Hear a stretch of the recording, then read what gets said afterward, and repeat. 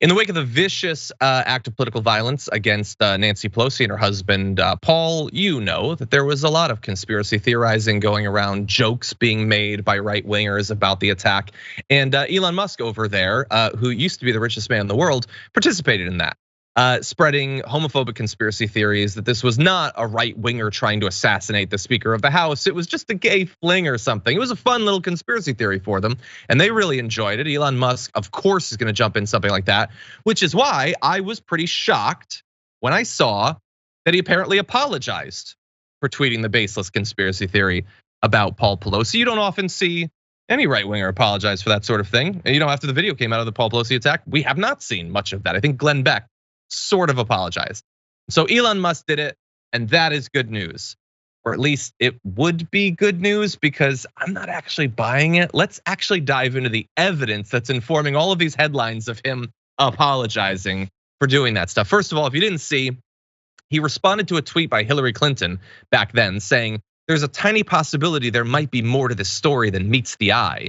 And so he shared this article to the Santa Monica Observer, which attributes the attack to some sort of argument that went wrong, or Paul Pelosi knew him, or they were hooking up, or God knows what. Something that means we don't have to have a long-awaited reckoning on political violence in America. Santa Monica Observer, of course, has long been known for publishing fake news, just completely made up news about Hillary Clinton dying and her body double debating Donald Trump and all that. But why would the richest man in the world and a guy who owns one of the most important social media companies know anything about the sources that he's spreading? In any event, that was then, and this is now. So what is the apology? It appears to be this. Stephanie Ruhle had tweeted, this would be a perfect moment for Elon Musk to apologize to the Pelosi family. Elon Musk replied, I did. Okay, so first off, are we supposed to accept that he did? Because he said that he did? Well, he'd never lie. But let's say that you do accept it, that some conversation happened. The public facing thing, the accountability part is, I did. Not even with a period or anything. 2-word answer, he gives you 5 characters counting the space. Seems a little bit dismissive of the whole thing, but if possible, it actually gets worse from there. Juanita Broderick had tweeted, idiots on the left want Elon Musk to apologize to the Pelosi's. For what? It still is questionable and bizarre situation between 2 men in their underwear. And he replied, nonetheless, I apologize.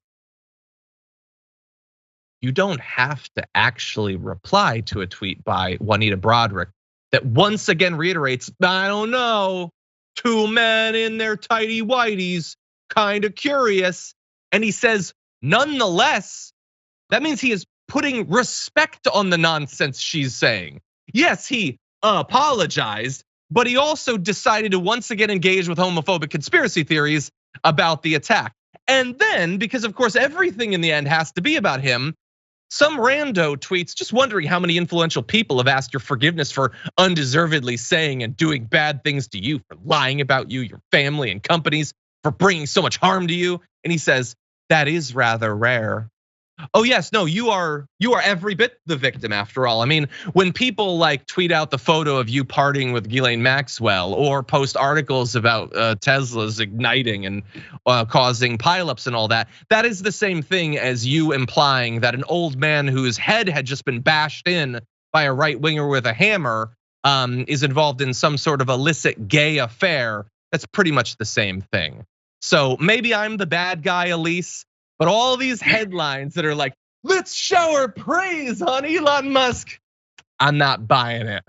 What do you think? I mean, yeah, please, John, have sympathy for the billionaire. Don't you know, like, the struggles that he has being on the internet? It's so tough for him to have to endure the crash of Tesla stock, and just feel bad for his misfortunes.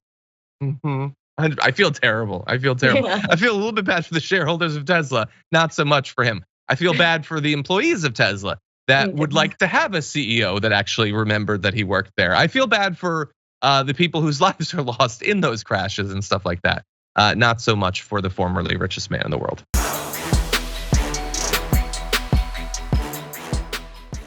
Check out the Damage Report podcast each day, wherever you get your podcasts, whether Pocket Casts or Stitcher or iTunes. You can join me as I give you the news and stories you want, with a range of co-hosts and interview guests jumping in on the fun each day. Again, that's the Damage Report, wherever you get your podcasts. And if you get them at iTunes, don't forget to rate and review. Sometimes I'll read them live on the show.